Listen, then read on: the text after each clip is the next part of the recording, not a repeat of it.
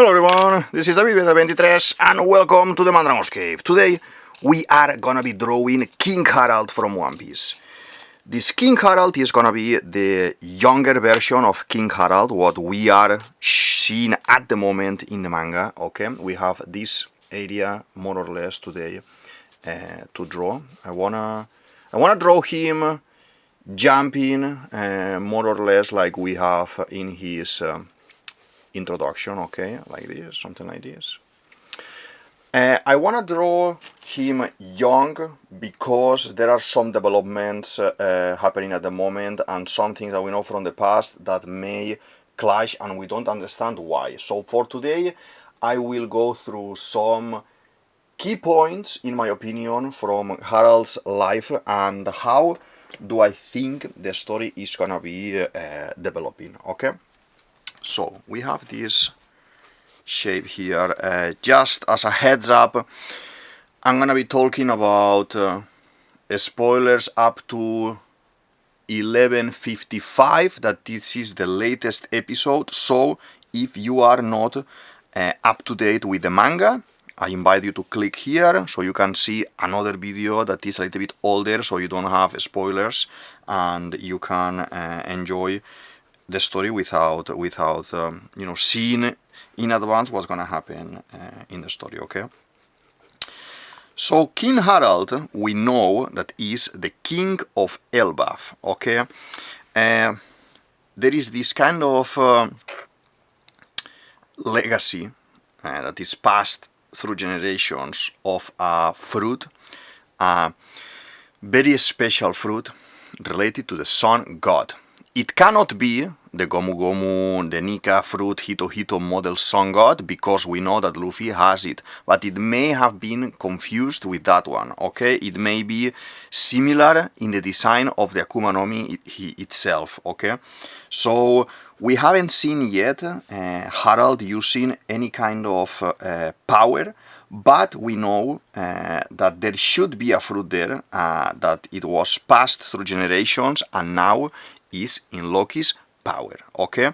I think we may not see the fruit through Harald, we may see the fruit through Loki, because obviously, regarding character design, Loki should have some traits already or some designs, like maybe the tattoo that he has on the back, on the arms, this kind of giant wings, may be related to the fruit, maybe it can be related to dragons, because there is a lot of dragon mythology in the Norse mythology, and it can be like that. So that's why I think we may not see Harald transformed, and Loki is gonna be the one who is gonna reveal what type of fruit the family had, okay? I wanted to draw this moment when Harald is introduced and he shows up jumping, because it's something very iconic. And the old Harald that we know from the picture, from the portrait that it's in the throne room, it's a very strict looking, strong man, serious and like a rock, basically, that you can't move this person if he's in front of you. You're trying to oppose him, you can't move him, okay? He's very strong in that aspect. In his youth, he's portrayed more like a wild card, like how Loki is behaving right now, okay? So you could see that Loki is son of his father. So I'm picking this aspect of him because there is a change. I mentioned in many of my videos lately, since we are starting talking about Elbaf and everything, that there will be a woman, and this woman would change Loki. In this video analysis that I'm drawing Jarundin, I explain how this may happen, and after that the following chapter confirms that we were right, and there is a woman, not Loki's mother, but there is a woman who makes him change, because there is always a woman in this type of stories with One Piece, and that she makes the man see things in another perspective. Harald wants to fight, okay? And he has no regard from the little people, the humans, and he thinks that because he is big, he can do whatever he wants. there is a point, he's going with Dory and Buggy. They are around the same age, and they were together in this pirate crew. They are traveling and everything, but the story does not focus in showing you Dory and Buggy. These guys could have even gone in his own thing, and you can see that at the very beginning they show them as a kids, and then when they grow up, they show the king on its own, because these two guys are already in duel in Little Garden. Okay, we have that clear, that Dory and Buggy, they stayed there, and the rest of the guys left and continue pirating around. So basically, we see during these adventures that the king is having, and there is a moment that he meets a girl, and he falls in love with this girl in a very comedic way, and very One Piece way, like the girl is hitting him because he saved her against her will from humans that they were enslaving her, but basically what happens is that she was working with them to have a little bit of coin, a little bit of berries, to be able to survive. You survive, okay?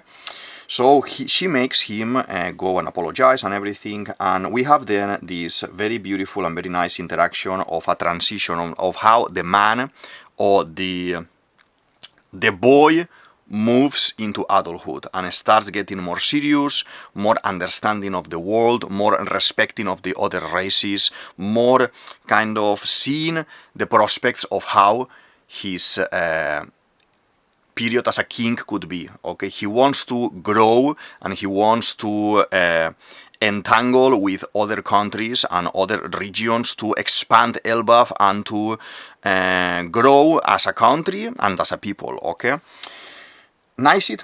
I like it. I like it. There is this whole experience that he's undertaking with this story. There is this moment where everything goes very good for him. He's traveling around, and the woman gets pregnant. They have Gerondine. Gerondine is the older brother of the two, or maybe three brothers that we have in this family. And how he's being very happy.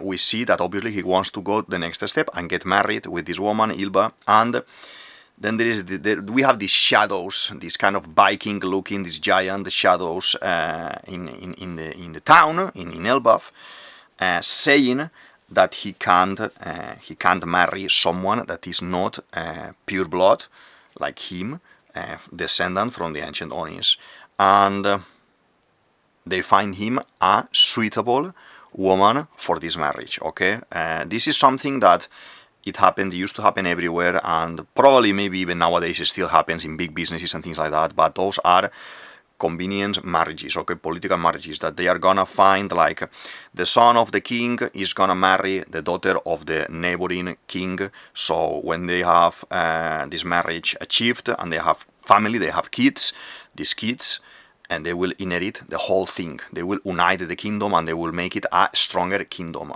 This is what Big Mom is doing all the time during her growing of her country, marrying his or her kids to different groups of people to create alliances. Okay, this is something, as I said, very medieval, for medieval times, but obviously it may happen still in some regions that I'm not aware, but it is something real that it used to happen. Harald is a good guy in the sense of he follows the rules of Elbaf. He accepts that he needs to say yes to whatever this group of people that we haven't seen yet says. I wanna say, and I wanna believe, these old guys, these silhouettes that we don't have faces for them, are just silhouettes, are just puppets, managed and controlled by the world government, in this case Imu or Gorusei level, to be able to put their hand in Wano. Like we have seen as well that at the beginning the government couldn't enter Wano. Wano was out of bounds, but we had the CP0, Guernica, etc., dealing with the shogun there, making some weapons deals to sell weapons and everything to the government. So we have a lot of things like this happening in the One Piece world, and it makes the story interesting and real for me, okay, because we have seen this in real life. After all of this, the woman, Ilba, agrees. She understands as well, she's an outcast from there, she's not from there, so she takes the kid and she's living in another area. The king keeps traveling, and the king accepts to marry this other woman, Astrid. And Astrid, in time, you see that Astrid is very egoistic and very self-centered. I mentioned that in my previous episode as well. And what happens there is that in time, they have a kid as well, that this is Loki. Loki is born while Harald is traveling. Harald is traveling most of the time, like 90% of the time he's traveling, so he has no clue of what is happening in Elbaf. This is something very similar to Oden. Oden is traveling with Roger and Whitebeard, and he has no clue all the problems that are happening in Wano, okay? There is a parallelism there. Those two characters, both of them are titans in their own field, in fighting, in power, in Haki. In Conqueror's Haki, we have seen that Harald, has a tremendous amount of Conqueror's Haki as well in 1155. That is something that I already suppose that he was gonna have because he was so strong, and something that Loki should have as well because Loki is so strong as well, okay? Let's draw the arm here, and then the cape, this kind of cloak that he's wearing. I say it all the time, I love these cloaks that Oda is drawing all the time, and I wanna just go loose here and making this nice.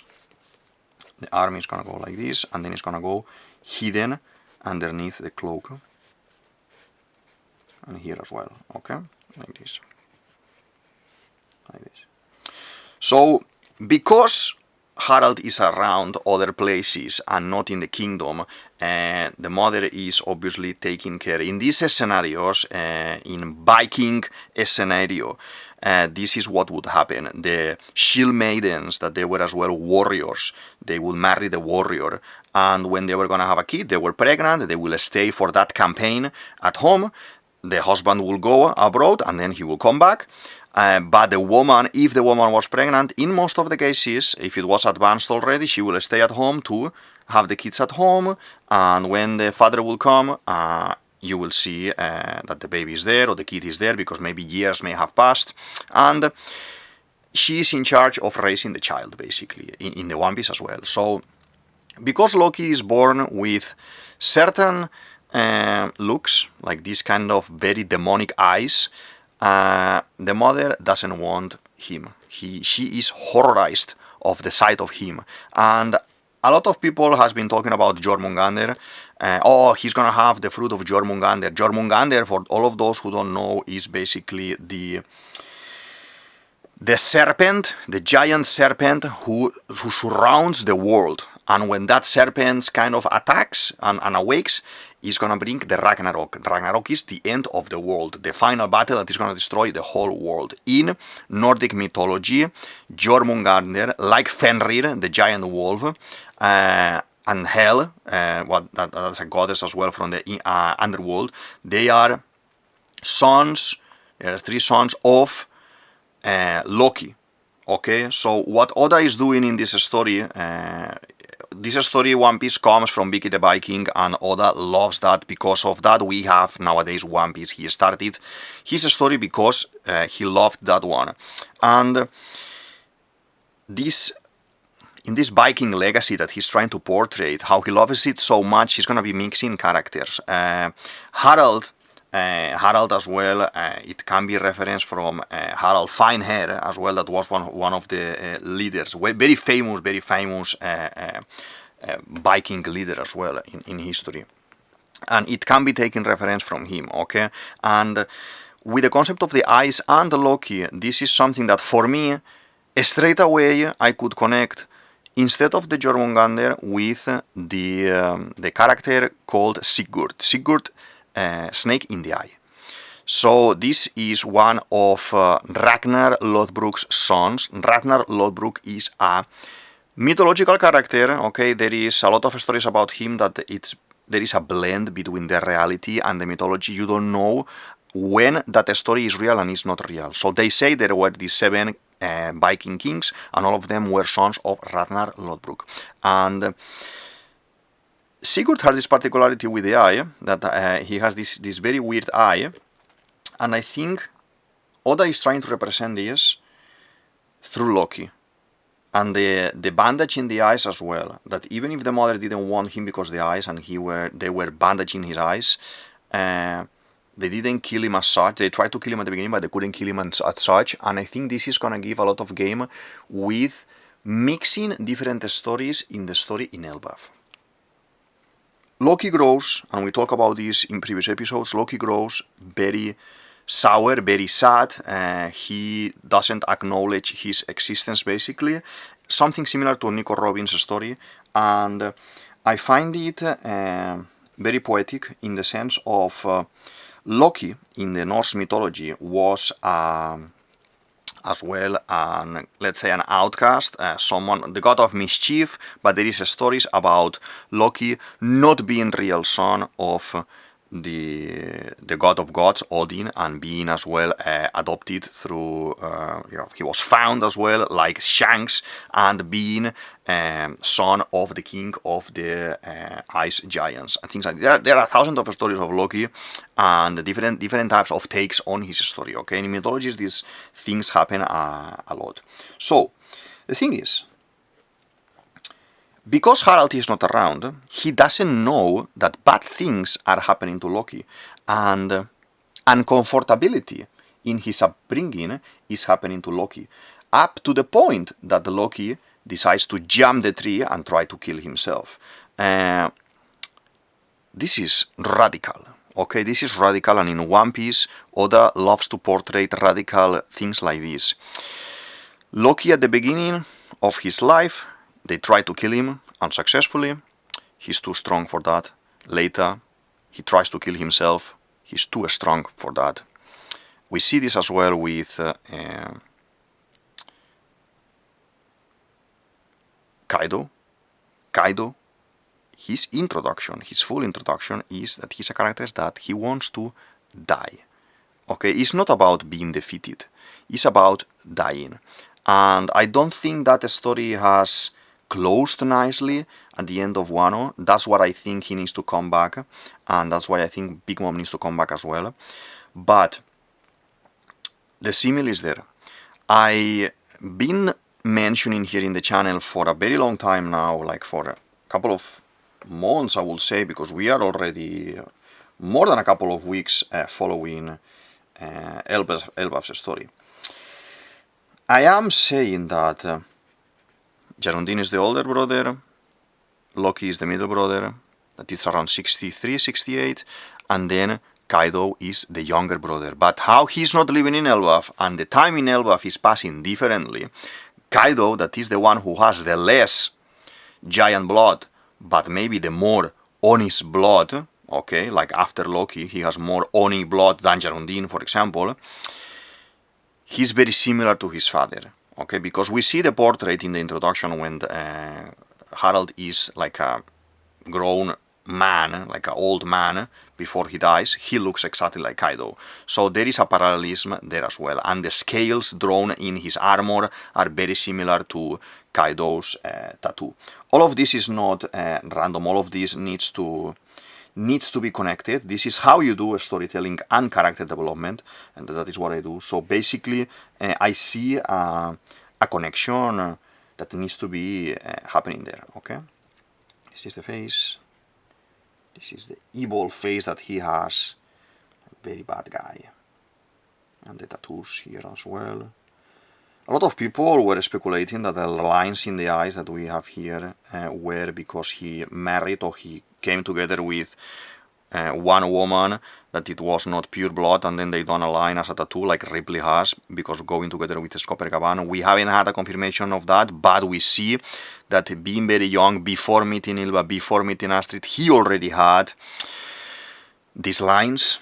So that's not going to be the case. That's not going to be the case.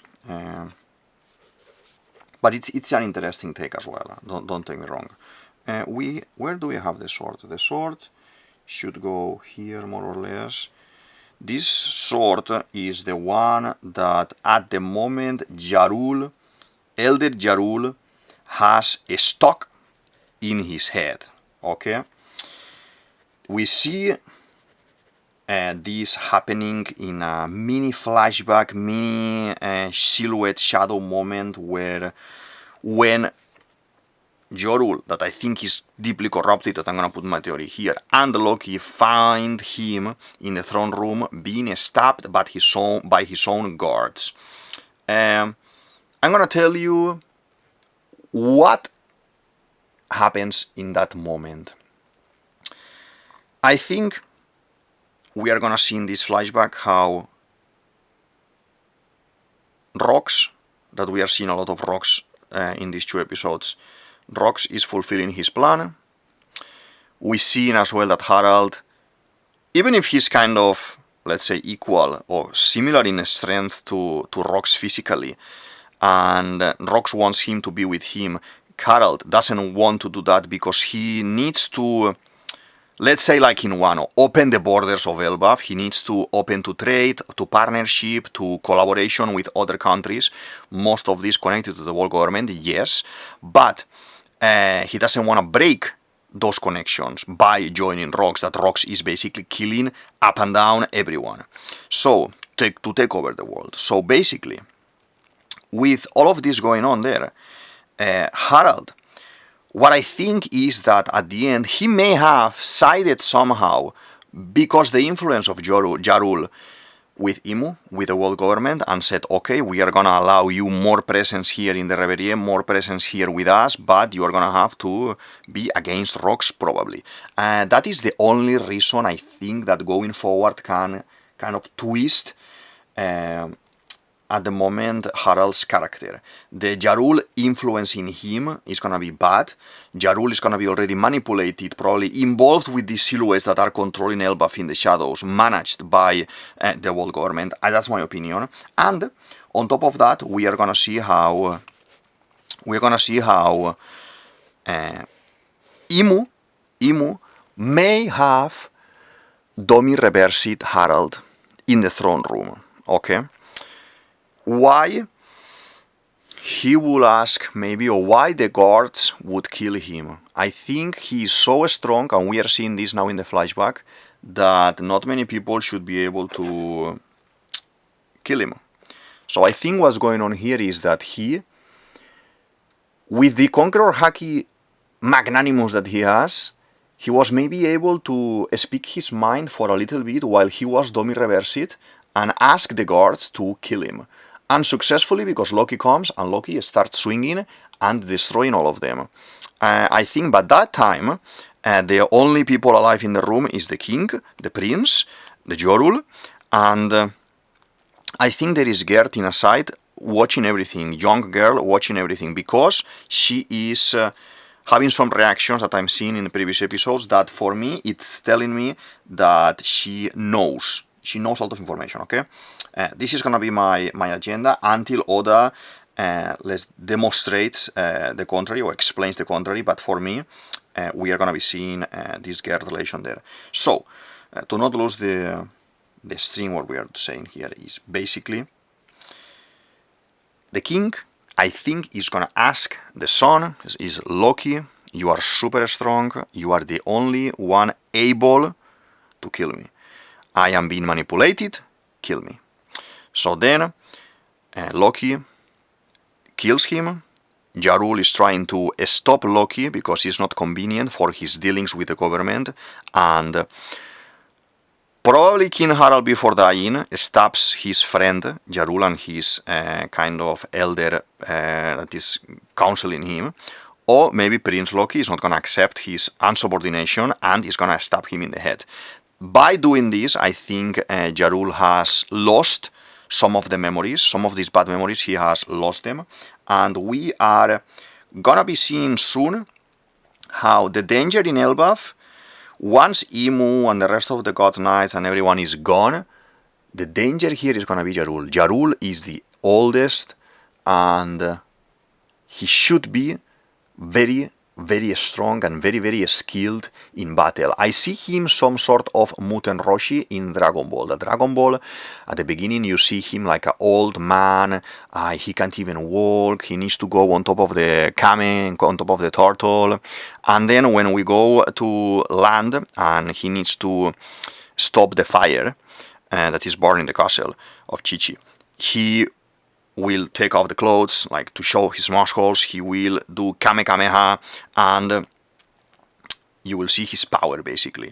I see something in that line most probably happening with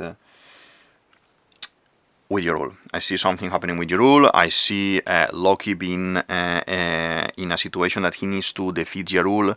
I see him being bad and very strong. This kind of old man figure silhouette that he has, like very frail, that he's not able to fight anymore.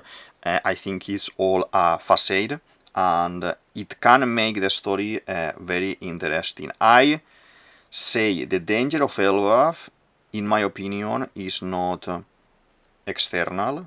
The danger in Elbaf, like in Wano, is internal, like Orochi. And first, you need to eliminate the Orochi in Elbaf, and that is Yorul. That is my opinion. I strongly believe this, because basically this old man wanted to kill a kid. That's Big Mom when she was a kid, because in a frenzy she killed unconsciously Yorul, the brother. Okay, and feel free as well to share down below in the comment section your opinion about this. I know it may be different of what you want to hear, maybe, because it's a little bit of a soap opera, but I'm saying it for multiple episodes already, that Elbaf is gonna be a little bit soap opera. It's gonna be a little bit, we don't know who is with who and what is going on here and there and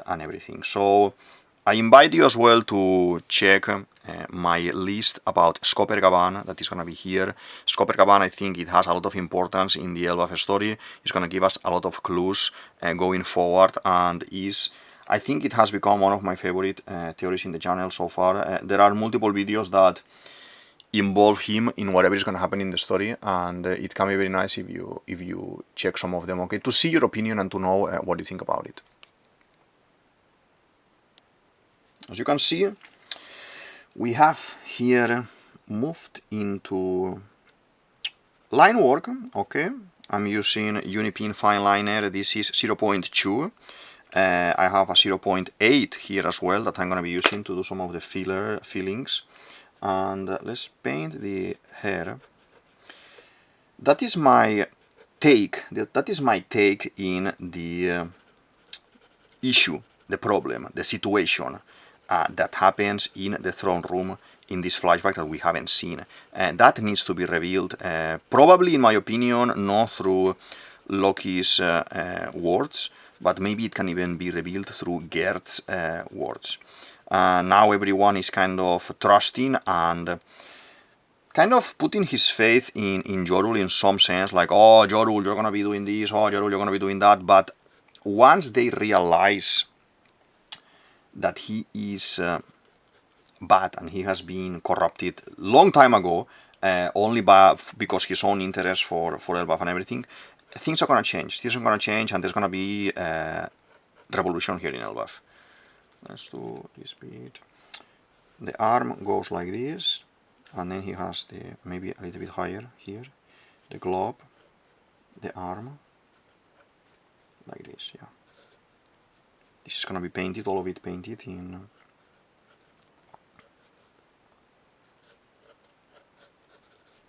dark, in black later. Some sort of bracelet as well here, like Kaido again. There are a couple of similitudes that you will see that this is Kaido's father, and it could work because the time, again, as I said, it works differently in Elbaf. This is being hinted a couple of times, but more and more we are seeing that it's just, in fact, this is happening like this, okay?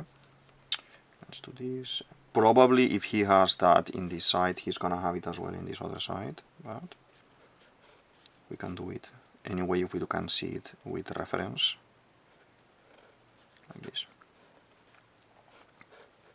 Like this, yeah, very big arms and everything, yeah. Now let's do the sword. At the moment, 1155 is showing us how there is this conversation between Loki and the Rocks pirates, especially with Rocks.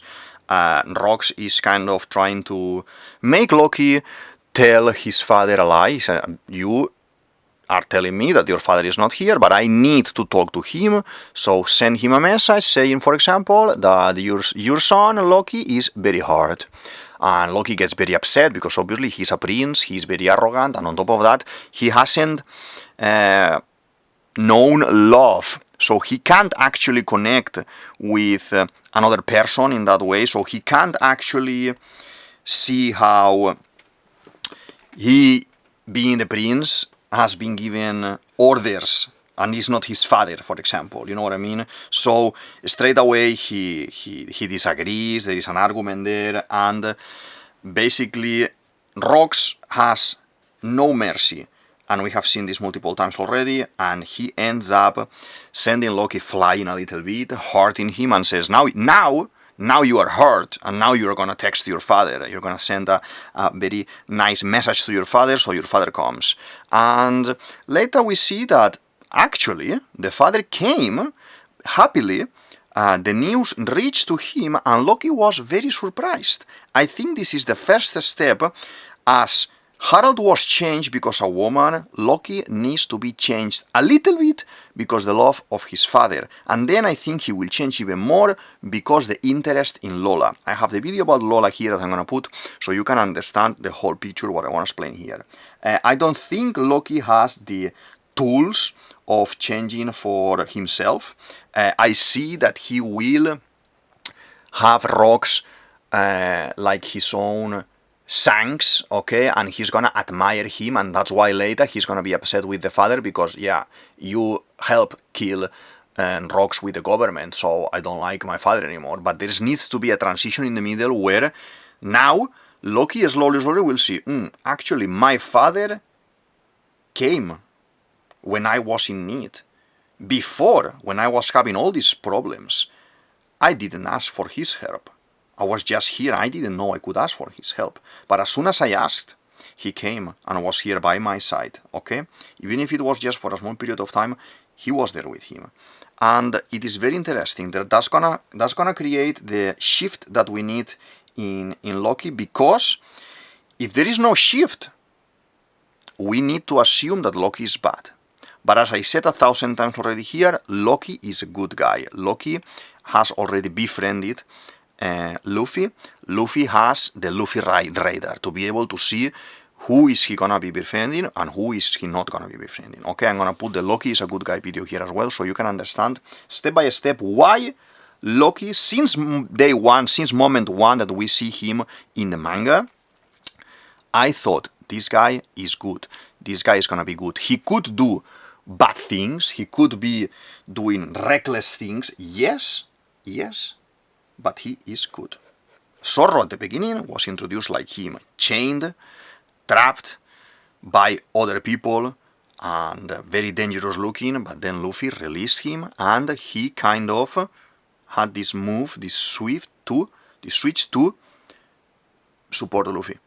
Something similar in this line needs to happen here, okay?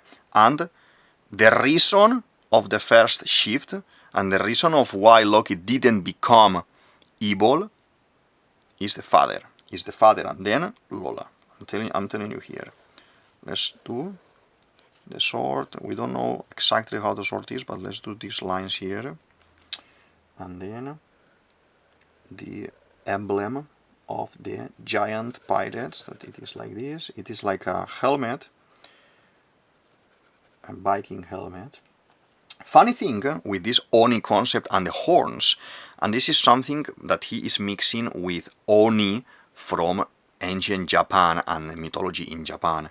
But the Vikings, as you may know, if you watch any movie, you will see, or if you ask anyone to draw you a Viking, you will see those particular characteristics of the Vikings that are the horned helmets, but that is actually not true. Okay, there is no proof of the Vikings having horns in the helmet. That is something that the movies, the shows, and everything they designed to make them more menacing, more dangerous, more scary, but like demons basically. And demon is Oni. So Oda is playing with this, like, yeah, okay, I can draw horns in the helmets, but wait a minute, because the bloodline, the pure bloodline, they have horns because they are ancient Onis. Okay, this is a way of Oda to interpret the story, okay, of these mythologies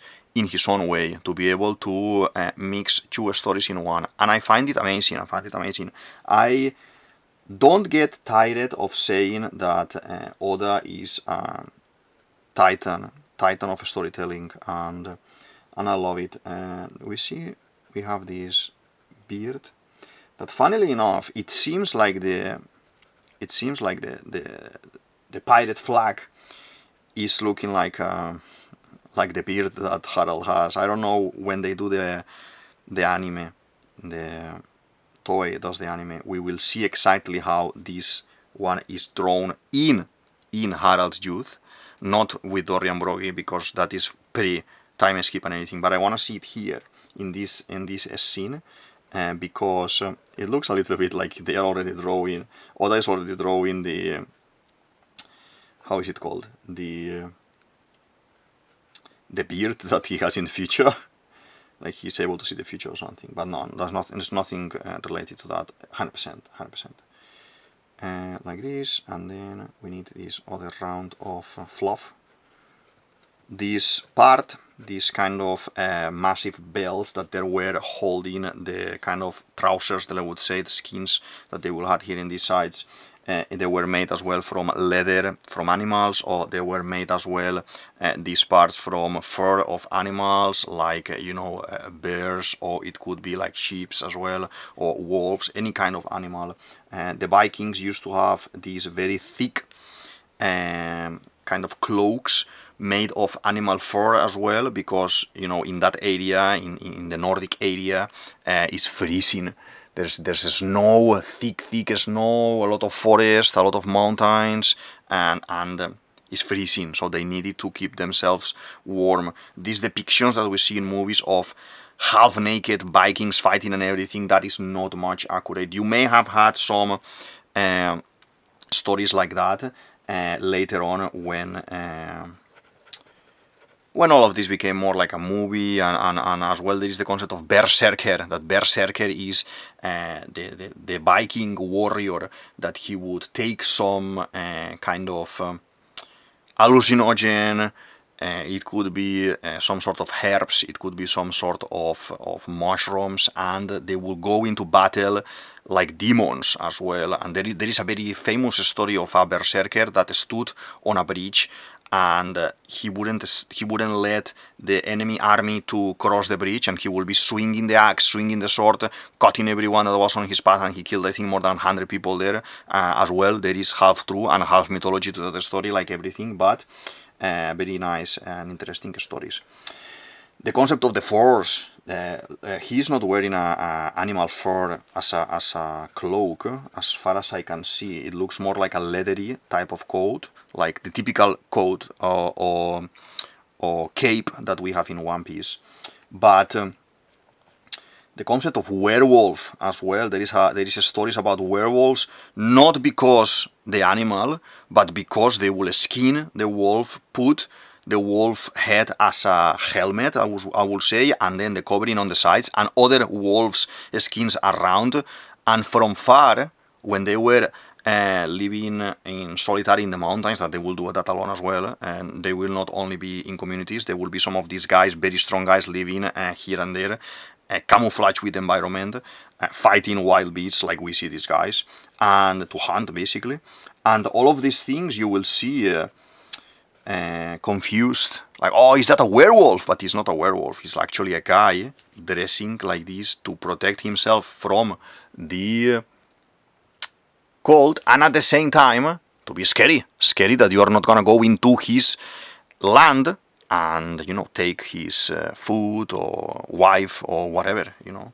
It's very interesting. I recommend you read Tales of Norse Mythology by Gerbert. It's a very nice, interesting book. It tells you stories of many of the Norse gods, and very interesting. There is this nice series as well in Netflix called Vikings that has multiple seasons, like maybe 5 seasons, I think. I don't remember now. But there is a very nice portrait of the Viking culture as well, and the mythology in the story as well, and how the mythology, Norse mythology, blends with the reality. Okay, those gods walk amongst the humans, and they can interact with them as well, and you can see how they receive their blessing, let's say. Okay, and I love it. Norse mythology is something that I think mythology in general interests me a lot. I love it, and I recommend, if you have a little bit of time for a good read, that book that I recommended is it's a very nice read. Let's close this area. Let's do this. We are doing good progress with the drawing. Let's do these circles, decoration. This perfectly, the Vikings are said to be, and this is very fitting in this story, they were said to be the first pirates, the first people traveling around. Cristobal Colon discovered America, but before Cristobal Colon we had Americo Vespuccio.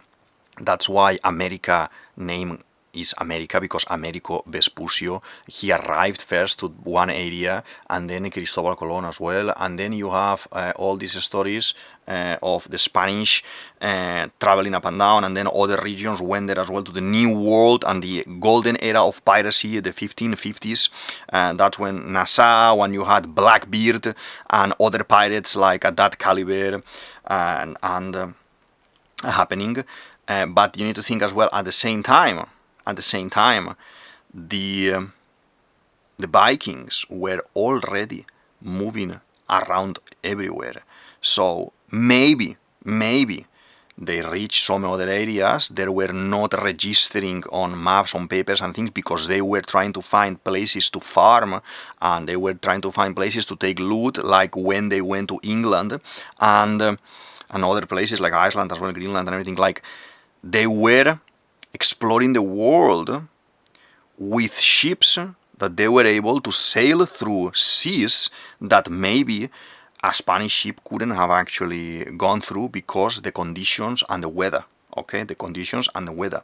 So there is a lot to the Norse history and to the Norse mythology and to the Norse way of navigation, with looking at the crystal and looking at the stars and everything, that everyone learned from there. Okay, this is not a Norse mythology session for learning this or for learning that. This is just some clues that I have, some kind of things that I know from reading, from studying, from watching, from being interested in these aspects of mythologies. But as well, feel free to have a look around online, check information about giants, check information, because there are real stories about giants registering, like the Nephilim and everything as well, and Oda may have taken references from there as well to create the Elbaf saga. Okay, Oda is taking from here, from there, from one religion, from another religion, from one culture, from another culture, and blending and making his own lore, his own reality, and his own mythology, and that is beautiful. That is beautiful. Let's do the shoe. It's gonna have these lines here. I'm gonna do in a second this. I need to speed up a little bit, no, like this. I'm gonna make in a second these lines black. I wanna do this black. This is more skin of animal. Okay, up to here. And there. I wanna see just 1 second if I'm in frame. Oh yes, I'm in frame. Looking nice. It's looking nice, to be honest. Looking nice, to be honest. I haven't checked the camera yet, and I like it. Well, King Harald of Elbaf reveals in 1154 that he was invited by someone, not invited, but he says smuggled. So how you smuggle giant into Reverie? Very difficult. So there is a king, because Elbaf is not part, as far as we know at that time or at any point, of the world government. So there is a king that it needs to be, in my opinion, one of our allies. It needs to be Arabasta, it needs to be Dressrosa, it needs to be someone that we are already in alliance with their kings to be able to do what he did. I think it connects a lot with what happens with Cobra in the Reverie. Harald had some questions that he needed to ask, and he couldn't ask them. So I think those questions may be related to the Adam tree, the history of Elbaf, why these paintings, why the D, mentions of the D, and he couldn't. We see in 1155 afterwards that it is revealed that Rox, I suggested that he may have been already friends with Rox, he may have been smuggled by Rox, Rox may have been already the king of Hachinosu. Seems like that is not happening. Seems like Hachinosu was a kingdom, was an area where they were dropping like all the prisoners, like a prison island, let's say. This is something as well that used to be as well. I think it was Australia used to be a place where they would put their kind of criminals, and at some point in history, I don't take my word for it because I'm not 100% sure, but something like that was happening in somewhere, and Oda is as well taking reference from here to create Hachinosu.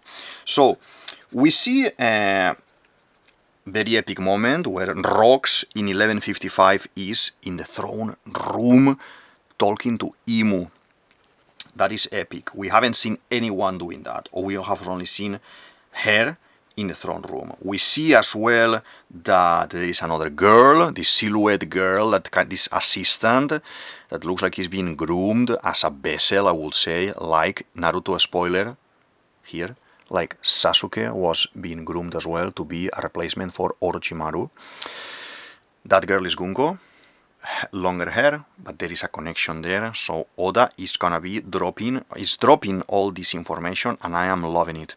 So Rox is there, he has kidnapped 5 kings, and he created this kind of sense of insecurity in Holy Land, and that's enough for him. I think he wanted to have a glance at Imu and have a small chat with her, and basically we see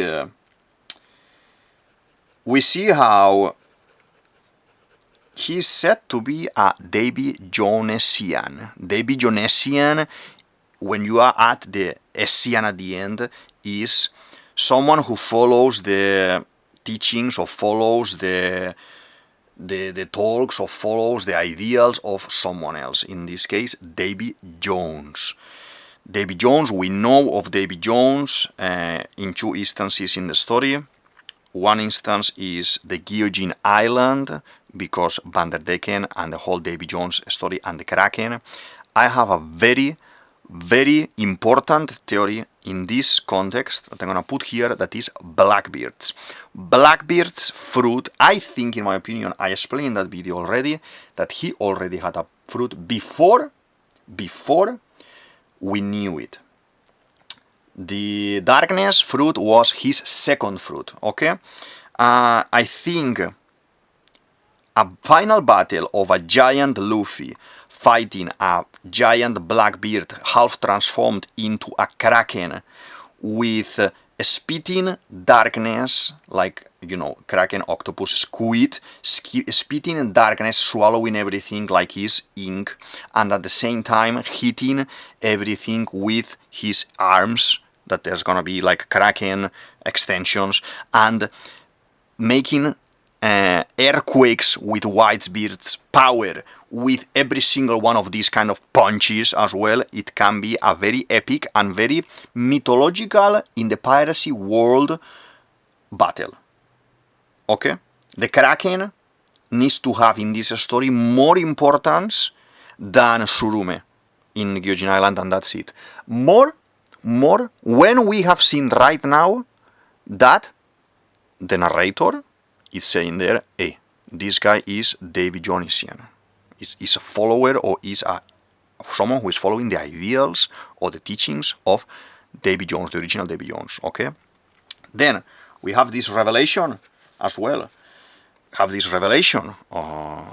Second point that I wanted to say about this. What is Davy Jones in this story? Davy Jones is Foxy. Foxy saga that a lot of people out there I've seen multiple times saying, oh, this saga is filler, I'm just gonna skip it. Oh my god, I don't like this saga. I enjoy the saga. I don't like how they extended it in the anime, because it makes no sense what they've done. The extra games, just for the sake of playing. But now you will see how it's getting importance. Check this video here. Usopp, and mark my words, Usopp and the Davy Back Fight. The Davy Back Fight, the game that you are stealing crew members from the other crews. I think Luffy needs to be stolen. And then Captain Usopp, that is the lie, that haven't happened yet. Captain Usopp will say, now I'm a captain, and I'm challenging Blackbeard to recover Luffy. That needs to happen. Look, the ambience got even dark here and everything. So, check that video I put there. Is very, very important for what I've just said here now. I 100% believe there needs to happen a Davy Back Fight where Luffy is captured, where Nico Robin is willingly accepting to read poneglyphs for Blackbeard, because Blackbeard, as far as we know, has no way of reading poneglyphs. There is one loophole I found in the story for Blackbeard to be able to read poneglyphs. If Katerina Devon is not only copying the appearance, Katerina's Devon fruit, the Nine Tails, the QB, is an upgrade from Mr. Chu's fruit, he should be able to copy something else as well. Like, for example, memories, abilities, in the sense of learning content. Like, if Nico Robin is able to read poneglyphs and Devon has touched Nico Robin and can duplicate the appearance, she should be able as well to know, while transformed, how to read poneglyphs. It's a little bit random. I don't think it is random. I think all the powers in Blackbeard's crew are being made specifically to fill the gaps that we need to fill, to be able to be at the end of the story, to be able to be reading the poneglyphs, being in the last line, being in the end game and everything. Nothing that Blackbeard is doing is random. Now that we are talking about Davy Jones, Blackbeard, all these things, talking a little bit about rocks and what happened in the episode. What happened in the episode is that it is confirmed that, again, that Rocks has killed by Admiral. Admiral is at the level of Aokiji, at the level of Kizaru, at the level of Akainu, pre-time skip. He killed one of these almost impossible guys to kill. And what happens here next is that everyone is trying to hunt Harald. They think it's Harald. And Harald is in flames. He's on fire. Someone put him on fire. And he's trying to escape because he's so strong. He's okay. But they are trying to burn him. That is crazy. So, we see that happening. And Rocks is coming from the throne room. Harald is escaping from the Terribitos. Just trying to get out of there. And they see each other. And they recognize, they are kind of measuring their force, and they clash in Conqueror's Haki, clash that the narrator says there, that everyone in 5 kilometers around was wiped and sent flying.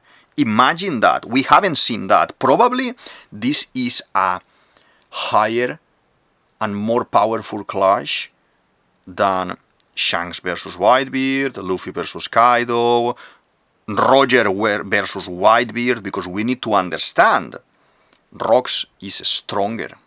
We need to understand Whitebeard was following in this kind of arrangements that they had. Following this was the leader. Whitebeard could have been the number 2 or the number 3 at that point there in that crew. Okay? That is important in the context. In God Valley, you had Roger partnership with Garp to be able to defeat this guy. 2 against 1, 2 versus 1. So this guy must have been stronger.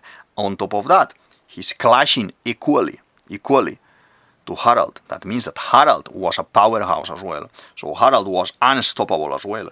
Probably stronger than all of these guys as well. It needs to be, because this is kind of a little bit older generation, okay? They go a little bit older than the rest, okay? A little bit more experienced, a little bit more radical, more, you know.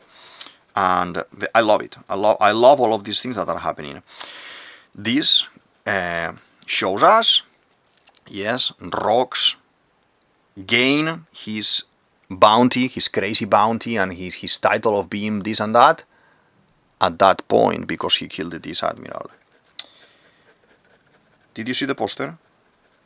What did I say? What did I say here last week when we saw the reveal of the face? I said I saw first Buggy in the drawing, then Blackbeard. Yes, Blackbeard's notes and everything, expression and everything, but I saw first, the first read, I said this guy, this is Buggy. What is happening in this new poster? In this poster that we see, go and check now, there on Google, now that you're here on the computer, go and check Buggy's poster. When he is revealed as Jonko, that image of 4 faces, look, who is there with the tongue outside, like Rocks now? Who is there with the hand like this, like a hook like this in the screen, on the side of the screen, like kind of framing his own face? Exactly the same pose. So Oda is not saying it, is showing it. And Oda loves to do that. Oda loves to do that. I kind of reaffirm here our theory. I'm gonna put here from the last week that I'm, while drawing Rocks, I'm talking about this. I'm saying here that Buggy is as well son of Rocks from another mother. I'm saying there that Buggy is brother of Blackbeard from another mother. I think Buggy knew already that he was son of a criminal, and I think as well because of that, and because we can see that the father has some sort of clown design as well, with the hair, the makeup, this kind of thunder kind of type of marks on the face that they don't look like scars. I would say that how he's aware of that, he said, you know, I'm gonna camouflage myself, I'm gonna create this scenario, being a kid. I know they hunt people that is son of criminals. All of this is before Roger, before everything, and he just goes with the clown concept and puts a nose, because he's gonna have the same exact nose that Blackbeard has, that the father has. And that is why he's hiding his nose. This is something that probably 30 years ago, 28 years ago, when Oda started making the story, when he was 19, he didn't know. He wasn't gonna do this. The story was gonna last only 5 years, maybe Crocodile, Chimpum, and we are finished here. A little bit of Chichibukais and Chimpum, and we are done. But now he says, what if I actually play with this camouflage? To be a nice character design, he's gonna be playing with the camouflage. I am, in almost every video of One Piece that I'm doing, I am saying Oda is very good at what he does, and what I think he may be doing now, that we are seeing this already, is coming back to the pre-time skip, coming back to the past that we already read and connecting the things that we say, this is not properly fitting in the story. How can be this having a repercussion? How can this have an explanation later on? And then we see in Elbaf how, poop, we go to Elbaf, Dorian Broggy, and now we see how, whoop, we go to Foxy, to the saga that we introduced, Aokiji, okay, and we have that saga that it was, just games and fun, but no, we have this as well now, the introduction of these things. How was Rox gathering his people, or kind of gaining these followers? By Davy Back Fight. It is said there. It doesn't look like the main guys, like Shiki, Whitebeard, Stursi, are like that, but the rest, yes. The rest looks at that Davy Back Fight. We see, finally, we see two of the guys that we have been waiting. We see one of the guys that in theory is gonna be the armored guy in Thriller, that everyone was saying, that guy is gonna be a Choku, this gonna be blah blah blah blah blah. It's not. But it's another one. It's very nice. It reminds me, it looks a little bit like he may be some sort of long arms as well with his eating. It resembles as well like one of the long arms tribes. And we see Ochoku himself, that he becomes later on, it looks like a little bit like Dracula for me, like a fat Dracula. Later he's going to become the head, the leader, the captain, from Hachinosu. And this is the one that after him, Blackbeard is going to take over, and that is the one that because of Law, there is some sort of partnership that happens with Law and Kobe. They were able to defeat this guy, and then Blackbeard took over that island. And I love it. So all these things I say, and all these things that we don't know what happens in the past, like Davy Back Fight, now you will see the story in different eyes. After seeing, for example, Gear 5, it's very difficult to rewatch the story or reread the story because the story has become very godly and very fantastic. Okay, a little bit too fantastic, I would say. I like it, but seeing this kind of innocent, full of dreams Luffy, it's a very different Luffy than the Luffy that is a god, Sun God, Nika. So all these things now he's gonna have to rearrange in the story. BB rearranged. Smoker. Why are we waiting so much for Smoker?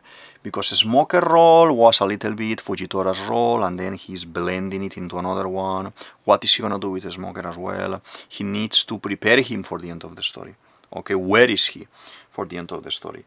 Albida, I say, explain as well, Albida, one of the most watched videos in the channel here. Albida needs to be for the end. Albida needs to put Luffy in jeopardy because that's what he wants, to kill Luffy. And he needs to put Buggy in jeopardy as well because she will betray Buggy. So there are all these stories that are happening and they are going to be connecting that they are amazing. I like how Oda is creating this humanity in the characters. Imu was an unseen god up until now, but then we have someone already that has infiltrated. That is Rox. Nothing is impossible anymore. We are saying, how are we gonna infiltrate? How are we gonna be fighting Imu? Blah blah blah. Blackbeard is gonna infiltrate for sure. Buggy is gonna infiltrate for sure. With the Cross Guild. Luffy needs to infiltrate as well. I think the culmination, and I explained it multiple times as well, the culmination of Elbaf is the tree being caught in part by Zorro and in part by the ancient weapon that Crocodile is going to be controlling, and the tree is going to fall on Marejua. The Adam tree is going to fall on Marejua, destroying part of the Red Line, destroying part of Marejua, and Luffy and company are gonna be falling, Loki, everyone falling on the castle. Why are we connecting Elbaf so much with Holy Land, with Reverie, with Imu? Not with Gorosei, with Imu directly, because we are gonna see them having to have an outcome here. We're gonna have to see them. You don't think that Loki is gonna have to, I don't know, swing the sword or something, or the hammer to Imu once at least.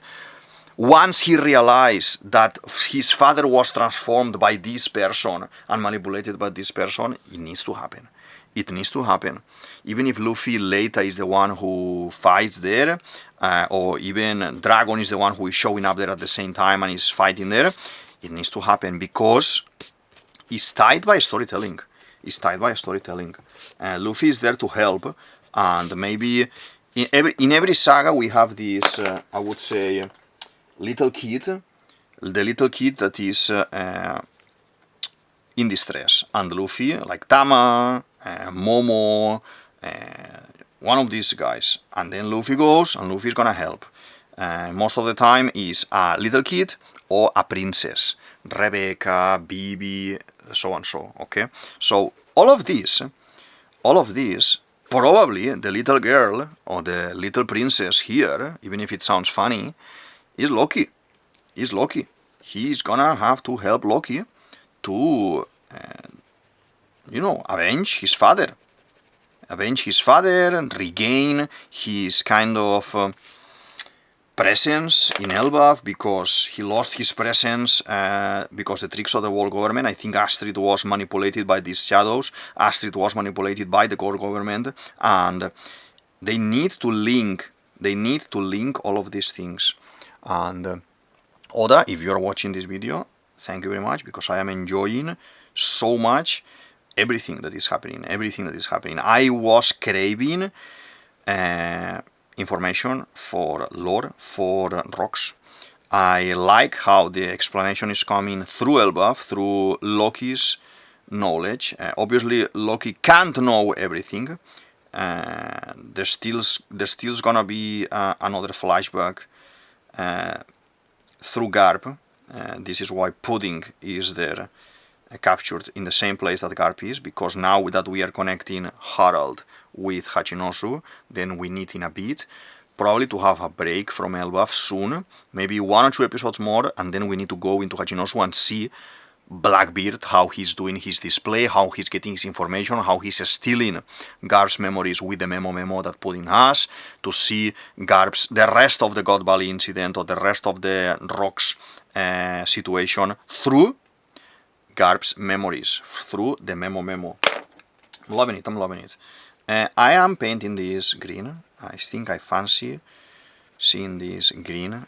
The natural colors in the Vikings design should be earth tones and greens, like for camouflage, like bear skin, wolf skin, dark, black, grays, olives, different types of foliage like greens to camouflage as well, and to when they go raiding they are not seen by other people and things like this. So I wanted, that's why I done it a little bit dark.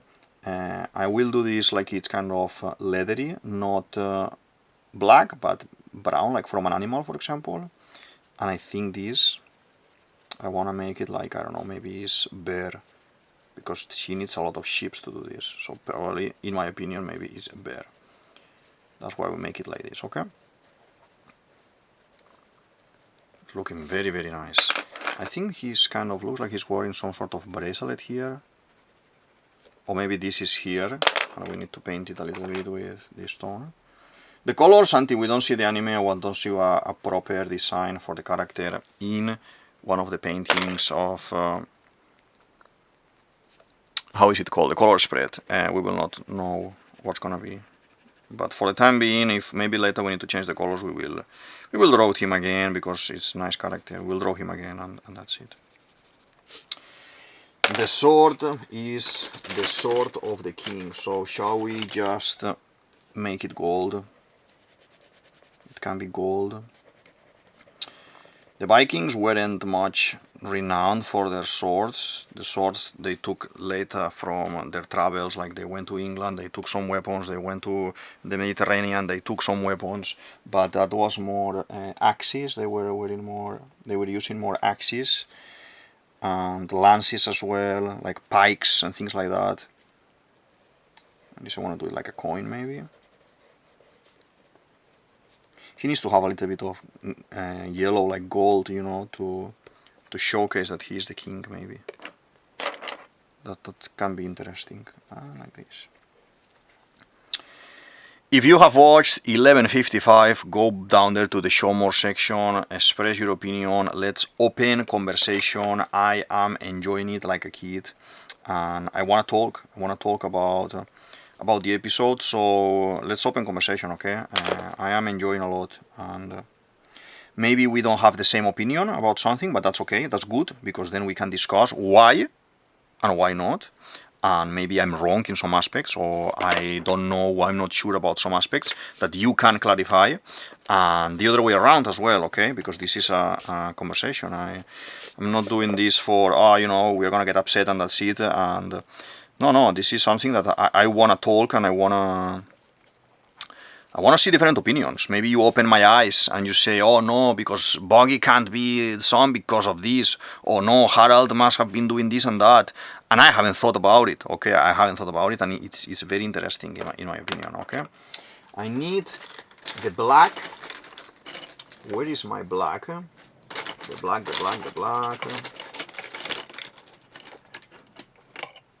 Here we are with the black. I want to think that the horns are black, but maybe I suspect that Oda may do them red. I don't know why I have this impression after seeing oars being pink and the other oars being yellowish, like greenish yellowish. I suspect that he may want to go for a more radical change in the ancient ones, like maybe Loki and Harald and the people that is around Elbaf with ancient blood. Maybe they have the horns red. I don't know why I have this impression. For the time being, I'm gonna make them black, and we can always come back, as I said, and change it if needed be. I think as well Loki's eyes, or they are red like the devil, or they are gonna be yellow like kind of sickly, so it becomes more scary, like a wild animal. It can be very interesting. Let's make these lines here, okay? And this, definitely I need to darken this tone to create this aspect that it's old gold, like this. I love to use this black. This is the Polychromos Faber-Castell. What number was this? I don't remember. 109, yeah, black 199 swatch. This is very nice. I'm enjoying this one very much to do all the details in black that I like to do, like this. You see? I do another pass for the hair, for the horns, like this, for the face, to make the face a little bit more evil, like this. Okay, I love to do traditional, if it is not kind of everything perfect like in digital, like you need to do everything perfect. I like this, the naturality and how alive for me is. When I'm drawing, especially when I'm drawing one piece, I wanna enjoy and I wanna feel the paper like this. I wanna feel the drawing and be able to do all these little things, like this. Darkness.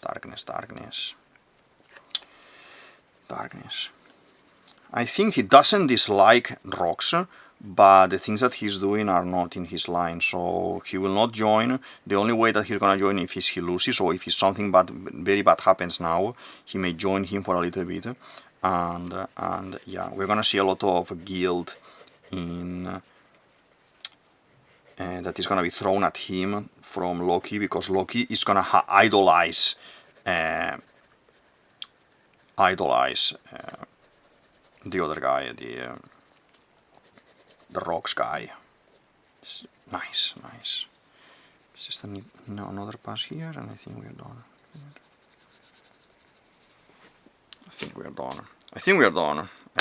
Just a couple of lines to define the face, and we sign as we finished. Okay,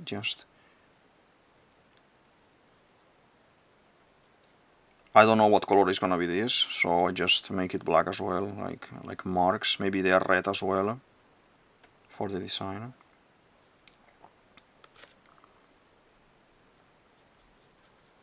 And I do like this a little bit.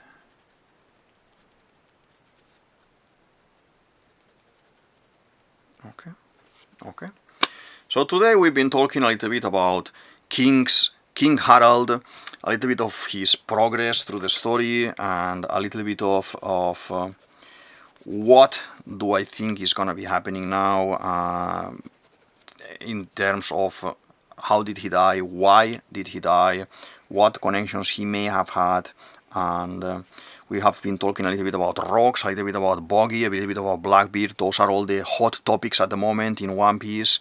I didn't want to miss the opportunity of talking about these guys now because it's fresh and I have room to be wrong.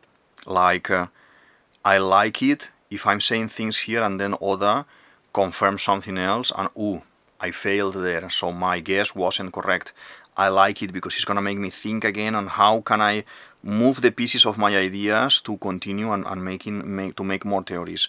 And yeah, I appreciate as well your time sharing. I've seen that some of you have been sharing the content and that's very nice.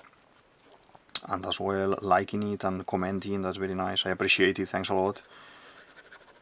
And feel free to request as well. I've been doing a couple of requests of characters these days, and if there is a guy that you want to see, or a girl obviously, from One Piece or from another story that you like, just please say it, and I can check if I know already about the character. If not, I will read a little bit and we do a character. Okay, we done Kuchiki Byakuya the other day. And we done as well Shushu as well, request as well from One Piece, from Bleach, from Naruto, from Lord of the Rings, from Harry Potter, from I don't know, whatever you want, okay, Narnia, whatever you want. We can just Spider-Man, Ninja Turtles, everything that you can imagine. Just let's talk about it, okay? This looks very nice. Very happy with this drawing. Very happy with this drawing, and today a little bit more dynamic. This is jumping there like in the presentation, and that's always very good. So let's sign.